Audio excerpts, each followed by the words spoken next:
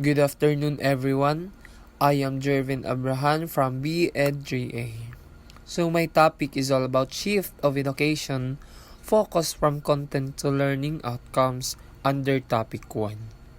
When we say shift of education, focus from content to learning outcomes, it is the educational process occurs between the teachers and the pupils, which is most basic form. And ironically, however, for centuries we were successful in maintaining the notion that education is pouring in, a process wherein the teacher was the infallible giver of knowledge and the student was the passive recipient. So education originated from the term educare or educer, which is meant to draw out.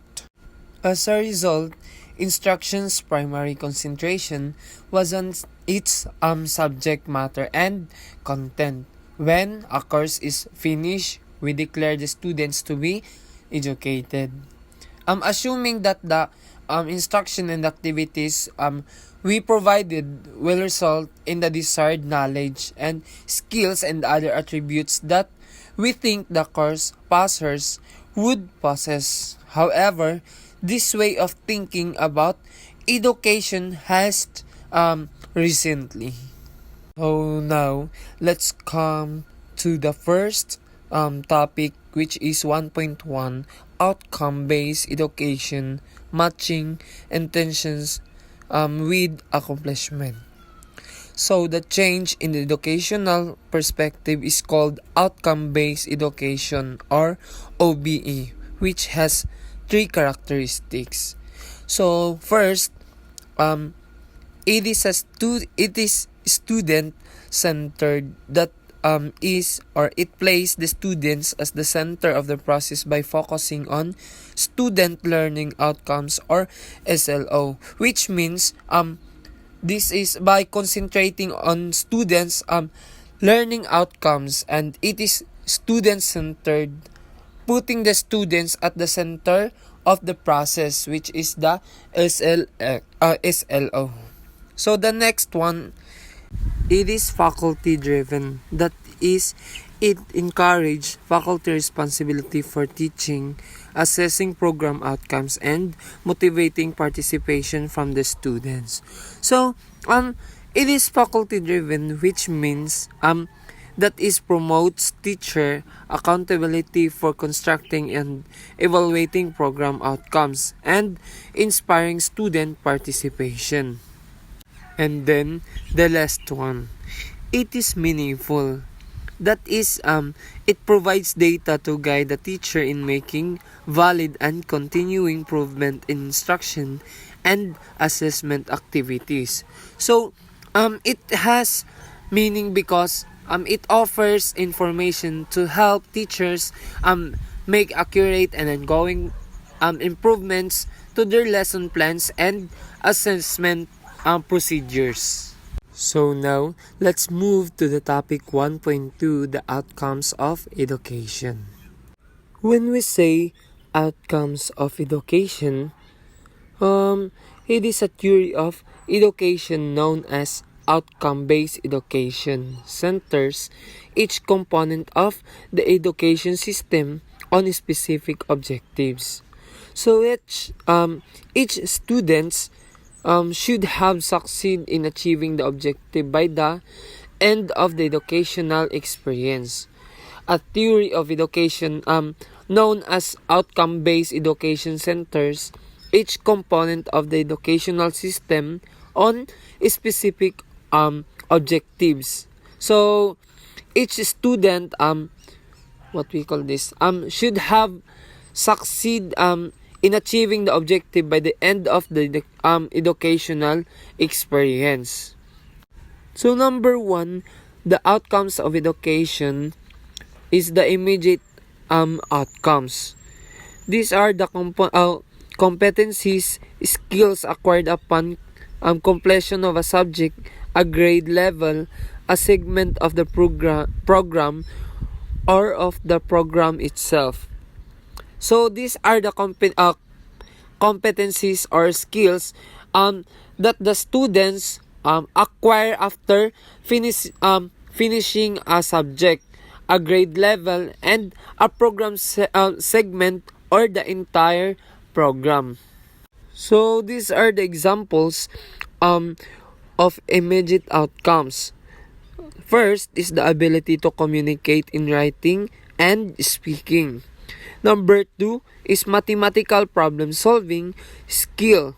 And number 3 is skill in identifying objects by using the different senses. So number 4, ability to produce artistic or literacy works. And lastly, the ability to do research and write the results. And the second outcomes of education. So, the second is the deferred outcomes. It refers to the ability to apply cognitive, psychomotor, and affective skills, competencies in various situations many years after completion of a subject, grade level, or degree program. So, in this way, it is relate to a person's capacity to use their cognitive and psychomotor and effective skills and abilities in a variety of contexts years after finishing a course and a grade level or degree program. And these are the examples of deferred outcomes. First is success in professional practice or occupation. Second, promotion in a job. And the third, success in career, planning, health, and wellness. And the last one, awards and recognition. So now, let's move to the topic 1.3, the institutional program course and learning outcomes. So when we say institutional program course and learning outcomes, the institutional learning goals and outcomes articulate measurable knowledge and skills that serve as the foundation for success in society and in the student's discipline or vocation. In institutional program course, there are lots of goals. Number 1 is the critical thinking. So the critical thinking apply critical and creative reasoning, including diverse perspective to address complex problem. So it is recognize and define and analyze a problem and examine issues by identifying and challenging assumptions and biases, including one's own, and by distinguishing substantiate fact from opinion or misinformation, and also apply learned concept and knowledge to make decisions relevant to the problem solving, and develop problem solving strategies and evaluate their practical and or ethical implications, and draw logical well supported conclusion by testing them against relevant criteria and standards, and adjust conclusions and viewpoints if new informations becomes available. So the next one is the ethical reasoning. So ethical reasoning identify, assess, and develop ethical arguments from a variety of perspective and engage in the ethical use of technology and information. So it is evaluate moral and ethical judgment based on a value system and develop knowledge of the past successes and failure, and recognizing and impact the individuals and societies at large, and demonstrate the ethical and legal use of technology and information obtained from the sources. So the third is the quantitative skills, which is demonstrate mathematical and statistical knowledge through solving equations, interpreting graphs, and being able to work with the other forms of numeric data.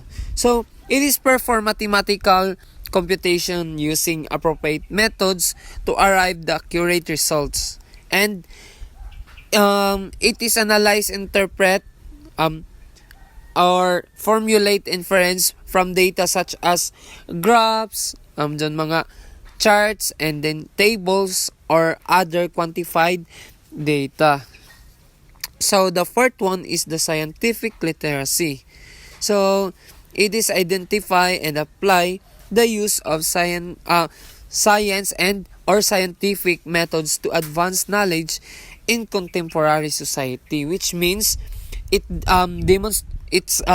demonstrates an understanding of the scientific methods of discovery, inquiry, analysis, and problem solving, and interpret the fit between scientific hypothesis and available data, and differentiate between the scientific and non-scientific methods of inquiry, and demonstrate an understanding of science as a way of examining the natural world, and also it recognize the implication of scientific discovery for our society. Next is the technological competence. It is utilize knowledge and skills to properly incorporate technology into one's discipline. So, it is apply appropriate technologies and devices as a tools for creating, researching, and organizing, and analyzing or communicating information and ideas,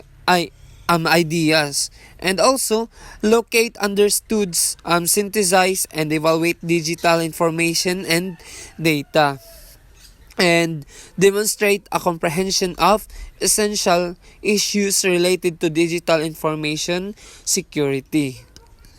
And next is the communication competence. So, it is demonstrate the ability to communicate effectively in both written and unwritten forms. So, it is write clearly and effectively in language and appropriate to the audience, technology, purpose, and context. And also to speak clearly and effective in language appropriate to the audience, technology, purpose, and context. And develop and demonstrate effective processes for composing text, and listen actively and demonstrate understanding of receive an information, and demonstrate college level and reading comprehension, and also access, evaluate, and analyze and synthesize information from a variety of perspective using a variety of sources. So next is the cultural and social awareness.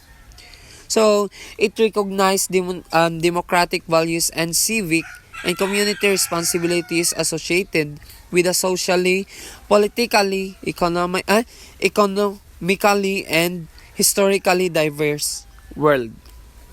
So it is identify historic and political and cultural, social, and environmental or economic factors that shape contemporary public issues, and recognize the historic and contemporary contributions and perspectives or identifies of diverse group, and demonstrate knowledge of the democratic and the civic values, and recognize the impact of an issue at the local or national and or global level, and also it's demonstrate an understanding of community and civic responsibility. So the next one is this is the last, the professional and life skills. So it recognizes and or demonstrates skills and activities that enhance professional values, teamworks, and cooperation. So it demonstrates skills needed to fulfill professional and academic standards of punctuality and professional image and self-discipline, the teamwork, leadership, and responsibility, and personal accountability.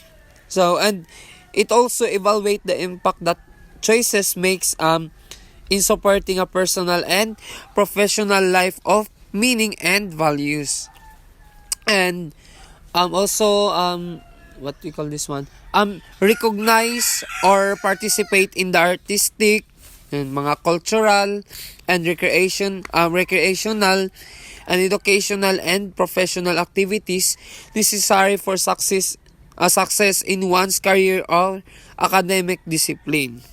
So that's all the goals of institutional learning goals and outcomes. And now, let's move on to the next topic. In the 1.4 educational objectives and learning outcomes, including K to 12. So when we say learning outcomes, and the learning outcomes are measurable achievements that the learner will be able to understand after the learning is complete, which helps learners understand the importance of the information what they will gain from their engagement with the learning activity. Learning outcomes also play a key role in assessment and evaluation, making clear what knowledge learners should have upon completion of the learning activity. A well-written learning outcome will focus on how the learner will be able to apply their knowledge in a real-world context rather than on a learner being able to recite an information. So there are 5 kinds of learning outcomes. First is the motor skills. So this category is concerned with the physical ability to perform actions, achieving fluidity, smoothness, or proper timing through practice. So this group is focused on developing physical proficiency through repetition in order to accomplish movements with fluidity, smoothness, or precise timing. So the next one is the attitude. So this is the internal state that reflections in the learner's behavior. It is complex to quantify but can be shown in the learner's response to the people or situation. So this is the internal condition of the learner and it manifests in their actions. Although difficult to measure, it can be shown in how the learners reacts to other people or situations. Next is the intellectual skills. So with this type of learning outcomes, the learner will understand concept, rules or procedures. Put simply, this is understanding how to do something. So with this kind of learning objective, the students will comprehend ideas, regulations, or practices. Mga practices. Simply said, this is knowing how to perform a task. Next is the cognitive strategy. In this type of learning outcome, the learner uses personal strategies to think, organize, learn, and behave. So, the learner employs individual thinking. So, individual thinking and planning, learning, and behavior methods in this kind of learning outcomes. So, the last one is the verbal information. So, this type of learning outcome is when the learner is able to definitively state what they have learned from an organized body of knowledge. So, when a learner can clearly express what they have learned from a well-organized body of knowledge, they have achieved this type of learning result. So before I end my report, we should always put this in our mind, the importance of learning outcomes, because the learning outcomes this requires a multi-pronged approach aiming at quality curriculum and its effective transactions, enabling the environment. Again, I am Jervin Abrahan from BEd3A, and that's all for my report. Goodbye and God bless. Thank you for listening.